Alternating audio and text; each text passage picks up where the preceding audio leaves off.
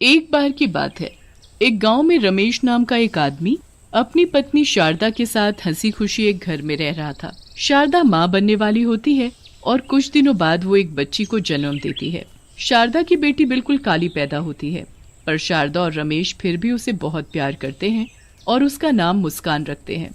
एक साल बाद शारदा को एक बेटा होता है जिसका नाम वो नकुल रखते हैं। नकुल जब 2 साल का होता है तब शारदा की तबीयत बहुत खराब हो जाती है और उसकी मौत हो जाती है। अब कैलाश बेचारा अकेले ही दोनों बच्चों को पालने लगता है। धीरे धीरे समय बीतता है और मुस्कान 5 साल की हो जाती है। मैंने तुम्हारा और नकुल का स्कूल में एडमिशन करवा दिया है। अब तुम दोनों कल से स्कूल जाना और खूब मन लगाकर पढ़ना। मुस्कान और नकुल बड़े खुश हो जाते हैं और अगले दिन से स्कूल जाने लगते हैं। मुस्कान अपनी क्लास में जाकर सबसे आगे बैठ जाती है। ए लड़की, तुम कौन हो? पहले तो इस क्लास में नहीं देखा। मेरा नाम मुस्कान है, मेरा आज ही एडमिशन हुआ है। नाम मुस्कान और शक्ल ऐसी कि सामने वाले की मुस्कान गायब हो जाए। चलो जाओ और सबसे पीछे जाकर बैठ जाओ।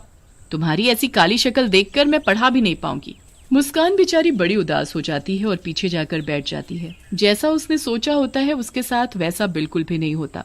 मैडम उसके कालेपन की वजह से उससे बहुत चिढ़ती और उसके साथ बुरा व्यवहार करती थी। ये सब बात मुस्कान कभी भी अपने बाबूजी को बताने की हिम्मत नहीं कर पाती थी ताकि मैडम उसे मारे ना। पढ़ने में मुस्कान बहुत ही होशियार थी, पर इतनी होशियार होने के बाद भी मुस्कान की टीचर उसे बिल्कुल पसंद नहीं करती थी।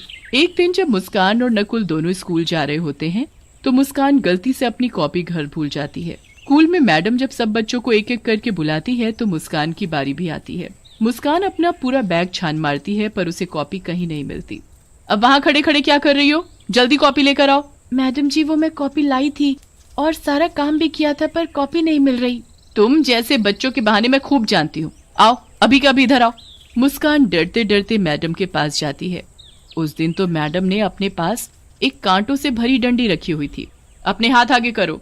मैडम जी, मुझे माफ कर दो प्लीज, मैंने सच में काम किया था। मैंने कहा हाथ आगे करो, समझ में नहीं आता क्या? मुस्कान डरते हुए अपने हाथ आगे करती है। मैडम अपनी कांटों से भरी छड़ी उठाती है और जोर जोर से मुस्कान के हाथ पर मारना शुरू कर देती है। मुस्कान बुरी तरह चिल्लाने लगती है और उसके हाथों से खून बहने लगता है।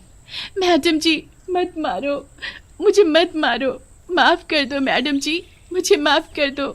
मैं बच्चों को माफ नहीं करती बल्कि उनको सजा देती हूँ, सजा।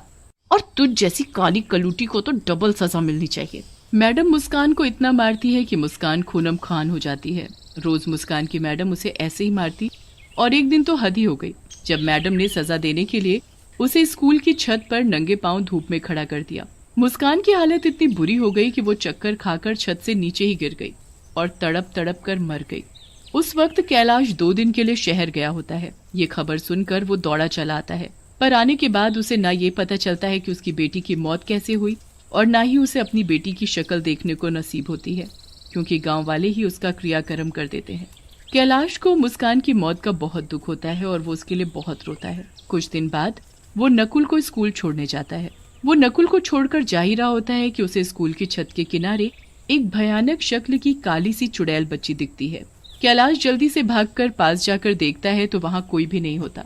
अभी तो यहाँ कोई था, कोई भयानक शक्ल जैसी काली चुड़ैल जैसी बच्ची कहाँ गई वो अचानक? कैलाश वहाँ से वापस जाने लगता है तो वो काली चुड़ैल बच्ची फिर से आ जाती है। मैं वापस आ गई हूँ, एक एक से मैं बदला लूंगी, किसी को नहीं छोड़ूंगी।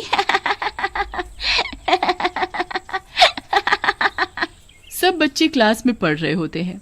हमेशा की तरह मैडम बच्चों को मार रही होती है। तभी वो काली चुड़ैल बच्ची खिड़की के पास आकर खड़ी हो जाती है और उस मैडम को घूर घूर कर देखने लगती है। उसके बाद वो टेबल पर पड़ी कांटों वाली छड़ी को देखकर घूरने लगती है। छड़ी अचानक हवा में उड़ने लगती है। सब बच्चे और मैडम हवा में उड़ती छड़ी को देखकर हैरान हो जाते हैं। उसके बाद वो एक इशारा करती है और छड़ी मैडम को मारना शुरू कर देती है। मैडम जोर जोर से चिल्लाने लगती है और वो काली चुड़ैल बच्ची बहुत खुश होती है। अब आया ना मजा, अब पता चलेगा कि कैसे दर्द होता है। हाय हाय, मैं मर गई, कोई मुझे बचाओ। ये क्या हो रहा है? कौन है यहाँ? कौन कर रहा है ये सब? यहाँ कोई भूत तो नहीं? हे भगवान, मुझे बचाओ। बच्चे तो बड़े खुश होते हैं और मैडम वहाँ से भाग जाती है। अब दिन के वक्त वो मैडम लंच कर रही होती है। जब मैं खाना खाती थी तो मुझे खाने भी नहीं देती थी ना, आज मैं तुझे खिलाती हूँ पेट भर कर खाना।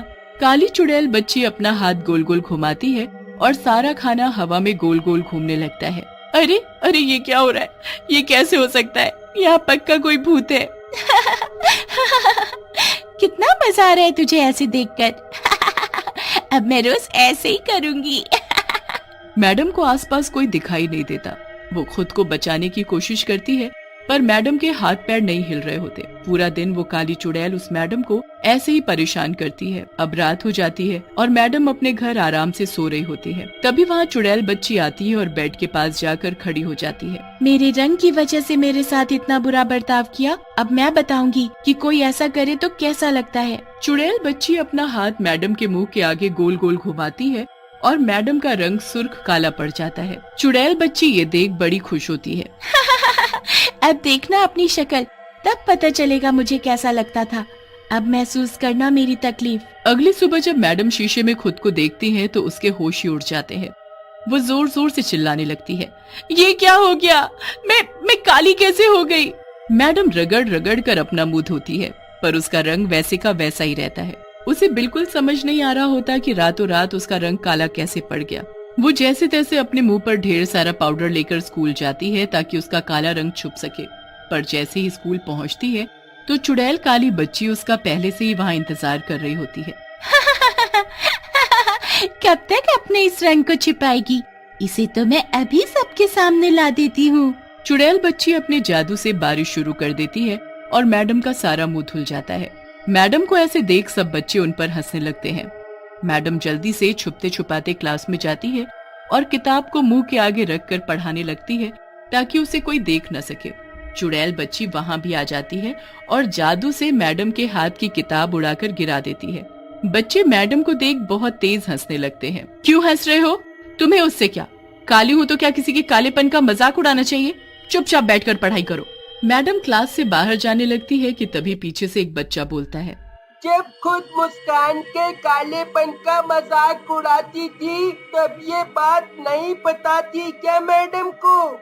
मैडम उस बच्चे की ये बात सुन लेती है पर चुपचाप वहाँ से चली जाती है और अकेले जाकर बैठ जाती है। वो बच्चा बोल तो सही रहा है, मैंने उस मुस्कान के साथ कितना बुरा किया क्योंकि वो बस काली थी इसलिए। मैडम यहाँ बैठकर अफसोस कर रही होती है और उधर कैलाश छुट्टी होने पर नकुल को स्कूल से लेने आता है। कैलाश को फिर से वही काली चुड़ैल बच्ची छत पर खड़ी दिखती है। आखिर ये चक्कर क्या है? मुझे जाकर देखना चाहिए। वो लड़की कोई और नहीं मुस्कान थी और वो मुझे बार बार इसीलिए यहाँ दिखती थी ताकि मैं यहाँ आकर ये सब देख सकूं। उसके साथ जरूर कुछ गलत हुआ था। तुम चुड़ैल नहीं, मेरी बेटी हो, है ना? तुम मुस्कान हो ना? हाँ पापा। मुस्कान सब कुछ अपने पिताजी को बताती है। कैलाश को बहुत गुस्सा आता है। मैं नहीं छोड़ूंगा उस मैडम को जिसकी वजह से आज तुम मेरे साथ नहीं हो। उस मैडम को मैंने उसके किए की सजा दे दी है। अब वो भी जिंदगी भर काले रंग के साथ जिएगी और वैसे भी उसे अपने किए पर पछतावा है। मैं तो बस आपको ये बताना चाहती थी कि मेरी मौत कोई हादसा नहीं थी, मुझे मजबूर किया गया था।